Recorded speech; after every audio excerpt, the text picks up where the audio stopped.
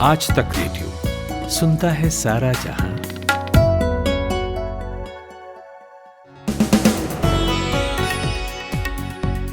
गुरुवार है आज, तारीख 26 अगस्त साल 2021। इवनिंग न्यूज पॉडकास्ट दिन भर लेकर हाजिर हूं मैं नितिन ठाकुर। और जैसा कि नाम से साफ है और आपको पता है कि दिन भर की खबरें आपको यहां हम बताते हैं और कुछ खबरों पर थोड़ा सा गहरा एनालिसिस भी करते हैं। तो सुकून से सुनिए क्या हुआ आज पूरे दिन देश दुनिया में। भारत सरकार ने अफगानिस्तान पर सभी दलों को अपनी तरफ से ब्रीफिंग दे दी है। उसके बाद बैठक से निकलकर विपक्षी क्या बोले और अफगानिस्तान में आज क्या क्या खास हुआ बताएंगे। एक तो बता ही देता हूं, पंजशीर के नेताओं और तालिबान के बीच में सीज फायर को लेकर समझौता हुआ है, लेकिन क्या इससे ये मतलब निकालें कि पंजशीर अब आजाद रहेगा, जानेंगे। इसके अलावा खबर यूपी में होने वाले चुनाव से जुड़ी है। योगी आदित्यनाथ गोरखपुर से चुनाव न लड़कर अयोध्या से लड़ सकते हैं, इस कयास में कितना दम है, जानेंगे। और फिर कोरोना की बात होगी। अब तक जो आंकड़े गिर रहे थे अचानक से फिर क्यों बढ़ने लगे हैं। केरल में कोरोना के बढ़ते आंकड़ों को देखकर कहा यह जा रहा है कि ओणम फेस्टिवल की वजह से हुआ है। अब बंगाल में दुर्गा पूजा भी दूर नहीं है, तो क्या वहां भी ऐसे ही कोरोना विस्फोट होगा। और आखिर में आपको मैं बताऊंगा कि ड्रोन्स को लेकर सरकार ने क्या नए नियम बनाए हैं। लेकिन पहले खुशबू से हेडलाइन सुनते हैं। तालिबानी कब्जे के बाद अफगानिस्तान संकट पर केंद्र सरकार ने आज विभिन्न राजनीतिक दलों के नेताओं के साथ एक सर्वदलीय बैठक की और अफगानिस्तान की स्थिति और उस पर भारत का क्या स्टैंड है, इसकी जानकारी दी है। पश्चिम बंगाल में चुनाव के बाद हुई हिंसा में सीबीआई ने 9 मामले दर्ज किए हैं। एजेंसी कुछ और मामले दर्ज किए जाने की प्रक्रिया में है और उनमें से कुछ मामले राज्य सरकार ने सौंपे हैं। अगले 2-3 दिन में मुकदमों की संख्या बढ़ सकती है। सुप्रीम कोर्ट ने एक निलंबित आईपीएस अधिकारी को गिरफ्तारी से संरक्षण देते हुए आज कहा है कि सरकार बदलने पर राजद्रोह के मामले दायर करना एक परेशान करने वाली आदत है। पुलिस सरकारी संरक्षण में दूसरों को परेशान करने से बाज आए। अफगान संसद की एक महिला सदस्य ने भारत पर उनके साथ मुजरिमों जैसा सुलूक करने का आरोप लगाया है। महिला ने कहा है कि अफगानिस्तान पर तालिबान के कब्जे के 5 दिन बाद 20 अगस्त को उन्हें नई दिल्ली के इंदिरा गांधी अंतर्राष्ट्रीय हवाई अड्डे से डिपोर्ट कर दिया गया। स्वास्थ्य सचिव राजेश भूषण ने आज कोरोना महामारी को लेकर प्रेस ब्रीफ में लोगों से सतर्क रहने की अपील की है। उन्होंने कहा कि अभी हम कोविड की दूसरी लहर के बीच में हैं। कोविड खत्म नहीं हुआ है। हर त्योहार में केस बढ़ जाते हैं। सितंबर और अक्टूबर में त्योहार है, ऐसे में हमें सतर्क रहना है। किसानों के आंदोलन के 9 महीने पूरे होने पर किसान संगठन दिल्ली के सिंघू बॉर्डर पर 2 दिन का राष्ट्रीय सम्मेलन कर रहे हैं। किसानों के राष्ट्रीय अधिवेशन में देश के हर राज्य से किसान प्रतिनिधि पहुंचे हैं। इस सम्मेलन में संयुक्त किसान मोर्चा ने अगले महीने 25 सितंबर को देशव्यापी भारत बंद का ऐलान किया है। राष्ट्रपति रामनाथ कोविंद आज से 4 दिन के उत्तर प्रदेश यात्रा के दौरान 29 अगस्त को अयोध्या जाएंगे, जहां वो रामलला के दर्शन करेंगे और कुछ सरकारी परियोजनाओं का शिलान्यास भी करेंगे। इसके लिए अयोध्या में बड़े पैमाने पर तैयारियां की जा रही हैं।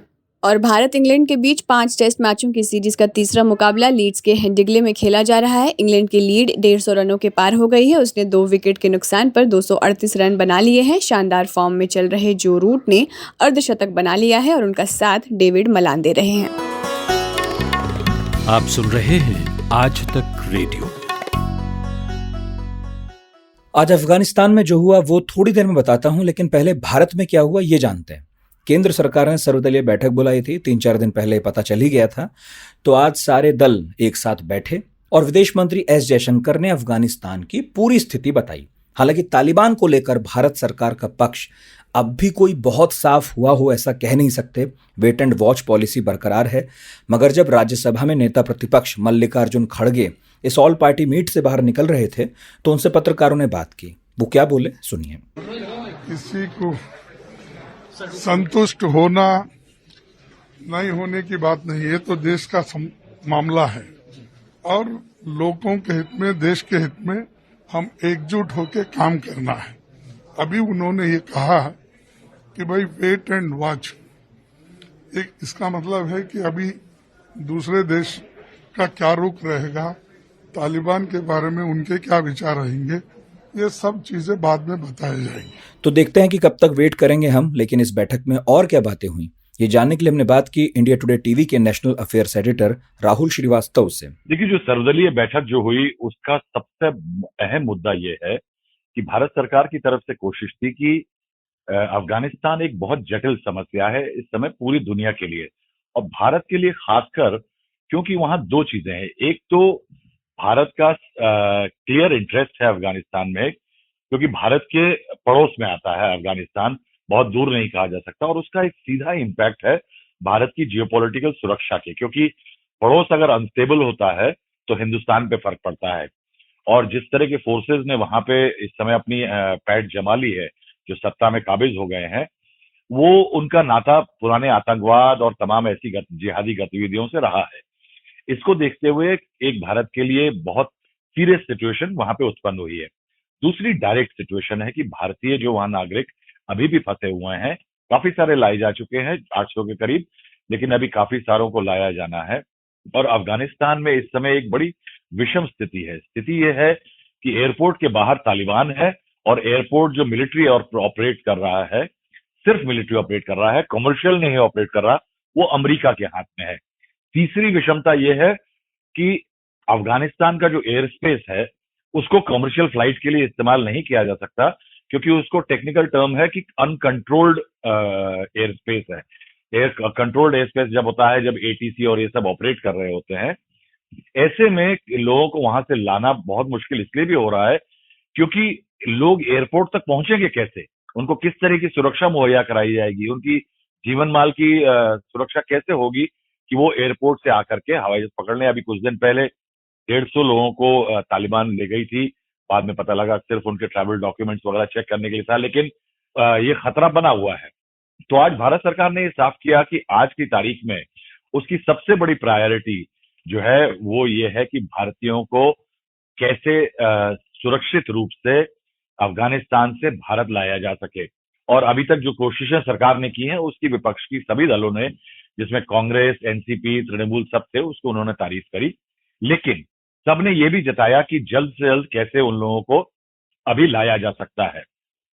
इसके अलावा एक बड़ी समस्या जो इस समय भारत के सामने आन खड़ी हुई है, वो इस चीज को लेकर के है कि तालिबान ने जो अमेरिका के साथ दोहा में 2020 फरवरी में एक एग्रीमेंट किया था, वो एक लोकतांत्रिक सरकार की स्थापना की काम करेगा, लोगों को अपने धर्म और अपनी तमाम रीति रिवाज और तरीकों में कोई व्यवधान नहीं करेगा।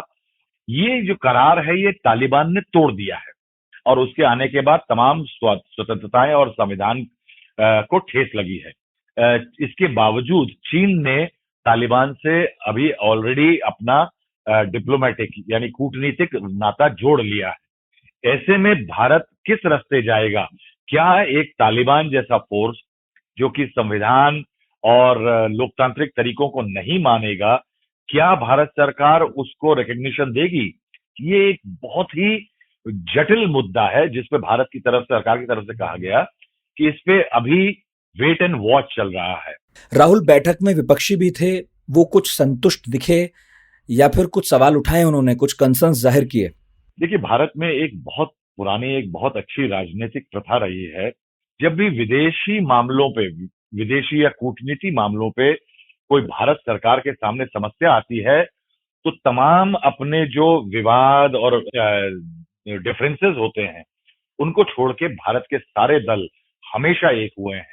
और ये देख करके चीन के मुद्दे पे जो पुराने रेजोल्यूशन हुए, पाकिस्तान ऑक्यूपाइड कश्मीर को लेकर के, या कश्मीर को 94 का जो रेजोल्यूशन हुआ, उसमें हमने पाया कि हर बात पे भारत जो है वो इकट्ठा मिल करके खड़ा हुआ है। ऐसा नहीं है कि आज लोगों ने सवाल नहीं उठाए। आज जैसे सवाल उठाया मल्लिकार्जुन खड़गे, जो कांग्रेस के नेता हैं राज्यसभा में, उन्होंने इस सवाल उठाया कि एक अफगानिस्तान की राजनेता आई थी, उनको लौटा दिया गया, इसका सवाल उठाया। इस पे सरकार ने कहा कि ये भूल हुई और इस पर ध्यान दिया जाएगा कि आगे से ऐसा ना हो। इसके अलावा असदुद्दीन ओवैसी जो AIMIM के नेता हैं, उन्होंने तमाम बातें उठाई कि क्या भारत सरकार किस तरह से मान्यता देने की सोच रही है। इसके अलावा तृणमूल कांग्रेस ने कुछ पॉइंट्स उठाए। सवाल काफी हुए, कई सवालों पे सरकार ने विपक्ष को हाथ जोड़ के ये तक कहा कि अभी थोड़ा संयम का समय है, अभी स्थिति बहुत नाजुक है, और अगर ऐसी नाजुक स्थिति में कुछ गलत बयान अगर गलत लगा तालिबान को, तो भारतीयों को वहां से निकालने में मुश्किल हो जाएगी। इसलिए सरकार ने विपक्ष से कहा कि फिर मिलेंगे, लेकिन अभी थोड़े धैर्य की याचना करी सरकार ने।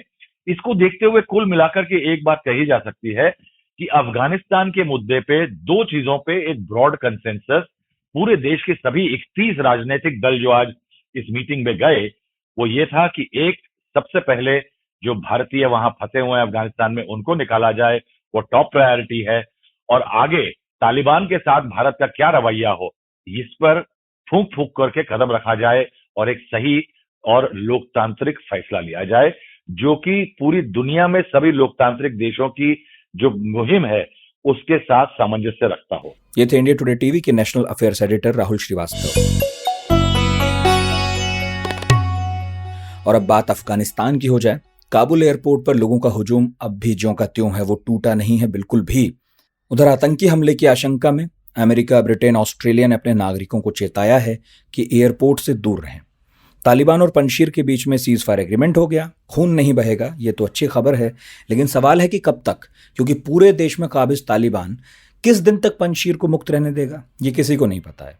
हमने यही सवाल प्रकाश केरे से पूछा, जो इंटरनेशनल अफेयर्स एक्सपर्ट हैं, देश विदेश की अखबारों और मैगजीन्स में लिखते हैं, टीवी पर भी अक्सर दिखते हैं, और अभी पिछले हफ्ते अफगानिस्तान पर मैंने उनके साथ पढ़ाकू नितिन में एक लंबा और बहुत मजेदार पॉडकास्ट किया था। देखिए, बातचीत तो कई दिनों से चल रही है और किन शर्तों पे बातचीत पूरी हुई है या होगी, तो ये हमें थोड़ा सा डिटेल्स की प्रतीक्षा करनी चाहिए। दूसरी चीज कि अहमद मसूद पहले से भी कहते रहे हैं कि वो अफगानिस्तान की शांति के लिए वो सहयोग करने के लिए तैयार हैं, और आपने देखा होगा कि तालिबान की पूरी कोशिश इस बार ये है कि वो जितना हो सके सबको सांस लेके चलें, और सांस लेके चलें या कम से कम दिखें कि वो सांस लेके चलना चाहते हैं। तो निश्चित रूप से ऑटोनॉमी तो देखिए देनी ही होगी पंजशीर में अगर समझौता होता है तो, क्योंकि उसकी जो वैली की ज्योग्राफिकल स्थिति है और वहाँ पे जो ताजिक बहुसंख्यक हैं, तो एक लेवल पे ऑटोनॉमी तो मिलेगी और मिलनी भी चाहिए। क्या पंजशीर के अहमद मसूद और अमरुल्लाह सालेह अफगानिस्तान की नई सरकार के साथ सहयोग करने को राजी होंगे या कोई भूमिका निभा सकते हैं वो सरकार में? देखिए, अगर समझौता होता है तो निश्चित रूप से उनकी भूमिका भी होगी, लेकिन मुझे नहीं लगता कि अमरुल्लाह सालेह की कोई भूमिका होगी डायरेक्टली। मुझे नहीं लगता कि इनको तालिबानी उस तरीके से स्वीकार करेंगे जैसे वो अहमद मसूद या मसूद परिवार के अन्य सदस्यों को कर सकते हैं। तो मुझे नहीं लगता कि वे लोग अमरुल्लाह सालेह को वो शामिल नहीं करेंगे, मुझे जहां तक लगता है। भाषा के ग्रामर से मिले कब, क्यों, कैसे, कहां, किसने, ये ऐसे शब्द हैं जो सेंटेंस में जुड़ जाएं तो उसे सवाल बना देते हैं। और सवालों के बारे में आइंस्टीन ने कहा था, the important thing my friend is not to stop questioning.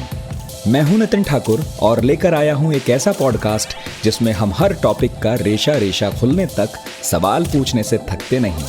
यहाँ हम बात करते हैं समंदर में दफन इतिहास से लेकर आसमान में उड़ते साइंस तक की। तो हर गुरुवार मेरी दुकान पर मिलेगा 4 किताबों के बराबर ज्ञान।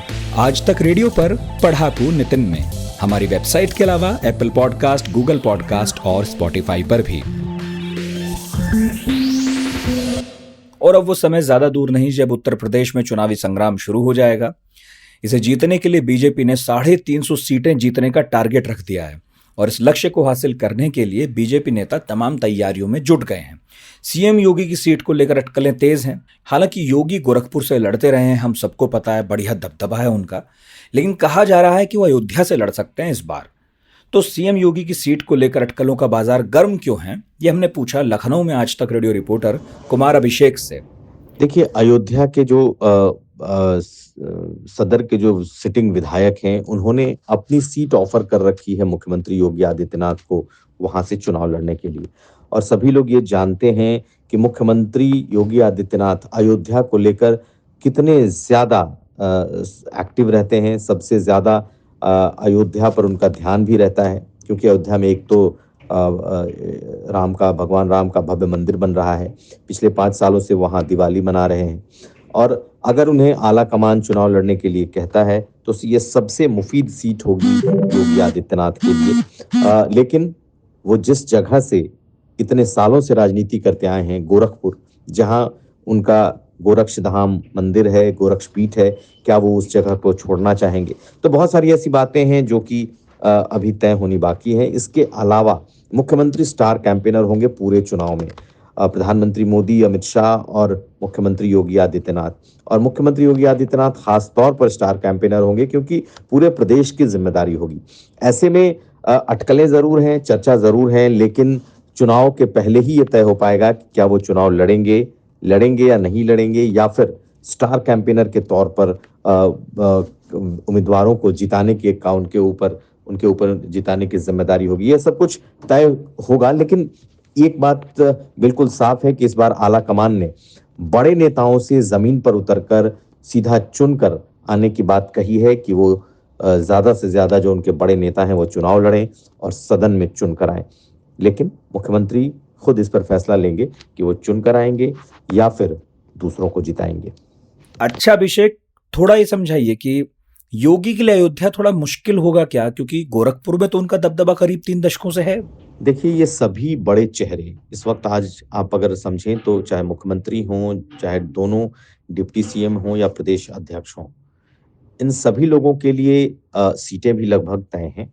पहले अगर हम दोनों डिप्टी सीएम की बात करें तो केशव मौर्य के लिए जो सीट है वो सिराथू की सीट है। कौशाम्बी के जिले में ये सिराथू सीट आती है। इससे पहले भी वो विधायक रह चुके हैं। इसके अलावा दिनेश शर्मा लखनऊ से चुनाव लड़ेंगे। लखनऊ की 2 सीटें हैं, लखनऊ कैंट और लखनऊ पश्चिम, जहां से इस बात की चर्चा है कि किसी भी एक सीट से वो चुनाव में उतर सकते हैं। इसके अलावा स्वतंत्र देव सिंह की चर्चा कालपी जालौन से है कि उस सीट से वो चुनाव लड़ेंगे। लेकिन एक और चर्चा साथ साथ चल रही है कि संगठन के सबसे बड़े पद पे रहते हुए, प्रदेश अध्यक्ष रहते हुए, क्या स्वतंत्र देव सिंह को चुनाव लड़ना चाहिए या उन्हें चुनाव लड़ाना चाहिए। ये एक ऐसा मुद्दा है जिस पर फिलहाल पार्टी के भीतर भी चिंतन चल रहा है, और ये भी हो सकता है कि स्वतंत्र देव सिंह को छोड़कर बाकी लोग चुनाव लड़ सकते हैं, क्योंकि वो प्रदेश अध्यक्ष रहेंगे, उनके ऊपर संगठन की जिम्मेदारी होगी, साथ साथ चुनाव लड़ाने की भी जिम्मेदारी होगी। हालांकि चर्चा जरूर है कि उनके लिए कालपी सीट हो सकती है। मुख्यमंत्री के लिए कौन सी सीट होगी, इस पर सबसे ज्यादा चर्चा है कि क्या अयोध्या, जो कि पिछले 5 सालों में मुख्यमंत्री ने बहुत मेहनत की है, अयोध्या को दुनिया के मानचित्र पर ले गए हैं, क्या वो अयोध्या से चुनाव लड़ सकते हैं, जो कि उनके लिए जो राजनीतिक जानकार हैं कहते हैं कि केक वॉक होगा, या फिर योगी आदित्यनाथ गोरखपुर की ही सीट से चुनाव लड़ेंगे, गोरखपुर सदर से चुनाव लड़ेंगे, क्योंकि यही वो जगह है जहां गोरक्षनाथ पीठ का मंदिर है और हमेशा वो गोरखपुर से ही चुनाव लड़ते आए हैं। तो अगर योगी आदित्यनाथ को चुनाव लड़ना हुआ तो क्या वो गोरखपुर लड़ेंगे या अयोध्या लड़ेंगे, ये उन्हें तय करना है। वो बतौर मुख्यमंत्री ये उन पर ही छोड़ा जाएगा कि वो चुनाव लड़ेंगे या फिर विधान परिषद में ही रहेंगे। लेकिन 2 लोगों का जो कार्यकाल है वो खत्म हो रहा है चुनाव के कुछ दिनों के बाद। उसमें एक मुख्यमंत्री हैं और दूसरे उप मुख्यमंत्री। और कितने बड़े चेहरों के लिए विधानसभा सीटें तय हो पाई अभिषेक? देखिए, इस बार उत्तर प्रदेश के जब चुनाव होंगे तो बीजेपी ने लगभग यह तय कर रखा है कि वो अपने सभी बड़े चेहरों को मैदान में उतारेगी। हालांकि मुख्यमंत्री को खुद पर आखिरी फैसला लेना है, लेकिन ज्यादातर जो बड़े चेहरे हैं, चाहे वो डिप्टी सीएम केशव मौर्य हों या फिर दिनेश शर्मा हों उप मुख्यमंत्री, इसके अलावा स्वतंत्र देव सिंह हों प्रदेश अध्यक्ष, इन सभी लोगों को पार्टी चाहती है कि वो चुनाव में उतरें, क्योंकि उनके चुनाव में उतरने से पूरे उत्तर प्रदेश में पार्टी के लिए एक माहौल बनेगा। अभी तक ये सभी लोग विधान परिषद में हैं, चाहे वो मुख्यमंत्री हों, चाहे दोनों डिप्टी सीएम हों या फिर प्रदेश अध्यक्ष हों। लेकिन अगर आप इस तरीके से समझें तो मुख्यमंत्री योगी आदित्यनाथ कई बार के सांसद रह चुके हैं। केशव मौर्य एक बार सांसद रहे, एक बार विधायक भी रहे हैं, वो चुनाव लड़ चुके हैं। दिनेश शर्मा ने आज तक कोई चुनाव नहीं लड़ा है और स्वतंत्र देव सिंह भी आज तक चुनाव नहीं लड़े हैं। तो कुल मिलाकर बीजेपी इस बार अपने सभी बड़े चेहरों को सीधे जनता के बीच उतारने के मूड में है, और यही वजह है कि आंतरिक रूप से इंटरनली सभी लोगों को यह कह दिया गया है कि वो चुनाव लड़ेंगे। लेकिन क्या मुख्यमंत्री चुनाव लड़ेंगे या नहीं लड़ेंगे, कहां से लड़ेंगे, यह मुख्यमंत्री खुद फैसला करेंगे। अब बात कोरोना वायरस की। वैसे तो एक्सपर्ट्स तीसरी लहर को लेकर ये कह रहे हैं कि तीसरी लहर उतनी गंभीर होगी नहीं, केसेस कम आएंगे, लोग कम बीमार पड़ेंगे। लेकिन एक आध बड़े नाम ऐसे हैं जो रोजाना 4 लाख से ज्यादा केस आने की आशंका जाहिर कर चुके हैं। हालांकि पिछले दिनों हमने गिरावट देखी, मगर अचानक आज जो आंकड़े आए उन्होंने चौंका दिया। पिछले 24 घंटों में 46,000 नए मामले सामने आए, इनमें 51% अकेले केरल से हैं। केंद्रीय स्वास्थ्य सचिव राजेश भूषण आज ही कह रहे थे कि देश भर में कोरोना कमजोर हो रहा है, लेकिन केरल ने सरकार की टेंशन बढ़ा दी है और टेंशन महाराष्ट्र भी दे रहा है। तो केरल में कोरोना केसेस बढ़ने की वजह क्या है? हमने बात की केरल में आज तक रेडियो रिपोर्टर गोपी कृष्णन से। केरल में आज लगभग 30,000 की और केसेस रिपोर्ट हुई है और आज 162 पे मौत भी रिपोर्ट हुई है। और अभी हम केरल की ये जो कोविड ट्रेजेक्टरी या कोविड डेटा वेरीफाई कर सकते हैं, तो इसमें तो एक ही डेटा और एक ही इंफॉर्मेशन बहुत क्लियर है कि ये ओणम सेलिब्रेशन की बात केरल में डेली केसेस की एक हाइक या केसेस बड़ी होने की ट्रेंड शुरू हुआ है, क्योंकि ये जो अगस्त सेकेंड वीक में केरल की एवरेज डेली केस लोड लगभग 18,000 और 19,000 की बीच में था। उसमें तो सिर्फ 2 या 4 दिन को केसेस 21,000 या 20,000 की रेंज में भी बढ़ी रही थी। फिर भी ये जो केस की एवरेज केस लोड लगभग 18 या 19,000 की बीच में था। और ये जो थर्ड वीक में वो जो ओणम सेलिब्रेशन की पहली और ओणम सेलिब्रेशन शुरू होने वीक है, और उसी वीक में भी ये जो केस लोड लगभग 18,000 या 17,000 की बीच में थी।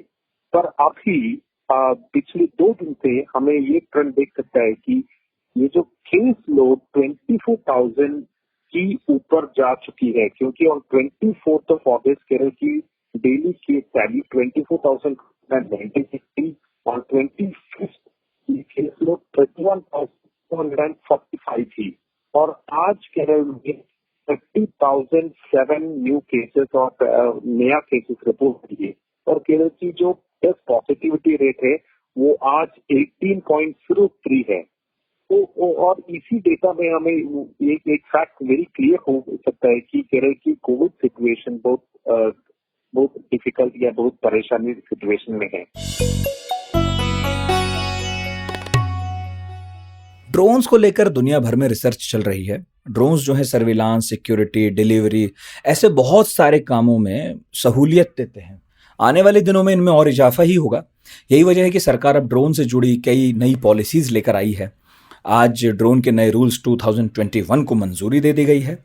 नए नियमों ने अनमैन्ड एयरक्राफ्ट सिस्टम रूल्स 2021 की जगह ली है। इससे पहले सरकार ने 16 जुलाई को ड्रोन के नए नियमों का ऐलान किया था और 5 अगस्त तक इंडस्ट्री समेत सभी स्टेक होल्डर्स से टिप्पणियां मंगवाई थी। नए नियमों में जो ड्रोन के संचालन वगैरह को आसान और सुगम बनाने की कोशिश है, इसके लिए अब किसी भी रजिस्ट्रेशन या लाइसेंस को जारी करने से पहले किसी सुरक्षा मंजूरी की आवश्यकता नहीं होगी। ड्रोन चलाने की अनुमति के लिए जो फीस ली जाती थी वो भी नाम मात्र हो गई है। तो इन सब की जरूरत क्यों पड़ी, ये हमने पूछा ड्रोन फेडरेशन ऑफ इंडिया के डायरेक्टर स्मिथ शाह से। तो ड्रोन पॉलिसी के बारे में जब हम देखें तो हम 2014 में जब पहली बार किसी ने पिज्जा डिलीवरी करने की कोशिश की थी, तब ब्लैंकेट बैन आ गया था पूरा का पूरा ड्रोन पे। तब से लेकर अब तक का कंपैरिजन करना जरूरी है। तब बैन था और अब टोटली ऑपोजिट है, एक खुली पॉलिसी है। तो इसकी जरूरत इसलिए थी क्योंकि इसके पहले मार्च में और उसके पहले 2018 में जब गवर्नमेंट ने बहुत सारी पॉलिसी लाई थी, तो वो हमेशा ही एक रिस्ट्रिक्टिव या फिर एक कंट्रोल ओरिएंटेड रिजीम के थ्रू थी, जिसमें कहीं ना कहीं लाइसेंसेस की वजह से और परमिशन की वजह से ड्रोन इंडस्ट्री उभर के नहीं आ पा रही थी। ग्लोबली जो ड्रोन इंडस्ट्री बढ़ रही है और इंडिया जो स्पीड से बढ़ रहा था, उसमें काफी अंतर था, जिसकी वजह से इस टेक्नोलॉजी को इम्पोर्टेंट मान के और इसको उसी स्पीड से या ज्यादा स्पीड से ग्रो करने के लिए ये पॉलिसी में छूट लाई गई है। अच्छा स्मिथ, नई पॉलिसी में क्या खास बदलाव हुए हैं जो पहले नहीं थे? जो खास बदलाव है वो ये है कि इसके पहले जितने अलग अलग टाइप के लाइसेंस या परमिशन थे, जैसे कि रिसर्च एंड डेवलपमेंट करने के लिए, मैन्युफैक्चरिंग करने के लिए, स्टूडेंट को एक रिमोट पायलट बनना है या ड्रोन पायलट बनना है उसके लिए, वो सारे टाइप के जितने लाइसेंसेस थे ड्रोन के कंपोनेंट्स इंपोर्ट करने के लिए, ये सारे ही निकल चुके हैं। तकरीबन 25 फॉर्म और कहीं ज्यादा लाइसेंसेस थे, अब वो 5 फॉर्म और सिर्फ 5 परमिशन पे आके रुक चुका है। तो ये एक बदलाव है। दूसरा बदलाव है कि पुरानी पॉलिसी जो थी उसमें जितने भी प्रावधान थे वो लिखे थे, लेकिन वो ऑपरेशनलाइज नहीं हो रहे थे और उसके कोई टाइम नहीं थे कि वो कब ऑपरेशनलाइज होंगे। इस पॉलिसी में जितने प्रावधान है वो हर प्रावधान के लिए उन्होंने एक टाइम दिया हुआ है सरकार ने, कि मैप अगर रिलीज करना है तो वो इतने दिन में होगा, सर्टिफिकेशन कराना है तो इतने दिन में होगा, लाइसेंस चाहिए तो वो इतने दिन में मिलेगा। तो ये सारे जो चीजें हैं पुरानी पॉलिसी में, एक तो ज्यादा लाइसेंसेस थे जो कम कर दिए गए, और बाकी सारे जो लाइसेंस थे जिसकी टाइम विंडो नहीं थी, वो सारी टाइम विंडो यहाँ पे डिफाइन कर दी गई। इसमें मौजूदा समय में ड्रोन से जुड़े सुरक्षा के खतरे भी बढ़े हैं। उस कंडीशन में क्या ये छूट देना सही है, और इस तरह के चैलेंजेस से निपटने के लिए किसी तरह का रोड मैप तैयार किया जाना चाहिए? ये आपने बहुत ही बढ़िया सवाल पूछा है। तो जैसे हम इन ड्रोन्स की बात करें तो हमारे north part of the country में काफी पिछले 6 महीने में हमने देखा है कि ड्रोन से काफी प्रॉब्लम क्रिएट हो रहा है। पर इस सवाल को हमें इस तरीके से देखना होगा कि जब हम कार की बात करते हैं या बाइक्स की बात करते हैं, तो ऑटोमोबाइल इंडस्ट्री में भी एक रेयर केस होता है जब कोई ऑटोमोबाइल को कहीं किसी इंपॉर्टेंट व्यक्ति से भिड़ा देता है या फिर उसमें बम रख के कुछ डेंजरस चीज करने की कोशिश करता है। तो इसके लिए हमारे पास कानून है जिससे हम हर गाड़ी को रजिस्टर करते हैं, हर गाड़ी को सर्टिफाई करते हैं, ना कि हम गाड़ी बनाना बंद करते हैं। तो ड्रोन एक नई टेक्नोलॉजी है जो एक नए डायमेंशन से, जब ऑटोमोबाइल इंडस्ट्री शुरू हुई थी, गाड़ी की इंडस्ट्री शुरू हुई थी, तब जैसे डेंजरस लगती थी वैसे आज डेंजरस लग रही है। तो इसको रेगुलेट करना एक्चुअली सरकार के लिए ज्यादा बेटर है, क्योंकि सारी इन्फॉर्मेशन आ जाएगी, और उसके बाद में अगर किसी ने इन्फॉर्मेशन नहीं दी है तो आप क्लियरली उसको एक गलत व्यक्ति की तरह आइडेंटिफाई कर पाएंगे, रादर देन कि आप इसको रेगुलेट ना करें और इसको ग्रे एरिया में चलते रहे। पहला। दूसरा, अगर किसी को आज भी, जैसे हमने देखा कि हमारी सबसे स्ट्रिक्ट ड्रोन पॉलिसी इस देश की थी, तब भी किसी ने जम्मू में एक ड्रोन घुसा दिया, तो हमें उससे ये समझने की जरूरत है कि किसी को अगर एक खराब काम करना है और उसके लिए ड्रोन यूज करना है तो वो खुद का ड्रोन बना सकता है, उस पे कोई भी एक ऐसा टाइप का चीज रख सकता है और बाद में उसको एक हाई सिक्योरिटी एरिया में ले जा सकता है। पॉलिसी के स्ट्रिक्ट होने से या लिबरल होने से उस आदमी को आप रोक नहीं सकते हो, उसको आप सिर्फ ज्यादा इंफॉर्मेशन रख के, इंटेलिजेंस बढ़ा के रोक सकते हो। इसीलिए सरकार ने इसको समझा है और इकोनॉमिक पोटेंशियल ऑफ ड्रोन को ध्यान में रखते हुए पॉलिसी को लिबरलाइज किया है। और वक्त अब विदा का, लेकिन भाइयों जरूरी सूचना दे दूं, पढ़ाकू नितिन का 6वां एपिसोड आ गया है। इस बार मैंने बात की है चीन के 2 एक्सपर्ट्स से, और वो वाकई एक्सपर्ट हैं। चीन और तिब्बत में घूमे हैं, एक ने तो वहां नौकरी भी की है, दोनों ने चीन पर शानदार किताबें लिखी हैं। तो इस बार के पॉडकास्ट में आपको चीन की ऐसी ऐसी कहानियां सुनने को मिलेंगी जो आपने पहले सुनी नहीं होंगी। पता है आपको, 100 सालों तक भारतीय सैनिक चीन में थे और वहां के लोग इन सैनिकों का आदेश मानने को मजबूर थे। क्या कर रहे थे, कैसे कर रहे थे, ये जानने के लिए पढ़ाकू नितिन जरूर सुने, और हमारे शो लग कैसे रहे हैं वो भी बताना जरूरी है। तो radio@aajtak.com पर जरूर लिखिए। व्हाट्सएप नंबर भी आ गया अब तो, 9953323303। फिर से सुन लीजिए, 9953323303। हम आज तक रेडियो के पेज के अलावा आपको स्पॉटिफाई पर मिल सकते हैं, गूगल पॉडकास्ट पर हैं, एप्पल पॉडकास्ट पर हैं, विंक, गाना, जियो सावन, जो भी एप्लीकेशन आप डाउनलोड कर ले वहां मिल जाएंगे। शो का नाम लिखिएगा, सब्सक्राइब कर लीजिएगा। आज का दिन भर प्रोड्यूस किया है प्रतीक वाघमारे ने, और साउंड मिक्सिंग कर रहे हैं अमृत रेगी। मेरा नाम नितिन ठाकुर है। सुनते रहिए आज तक रेडियो।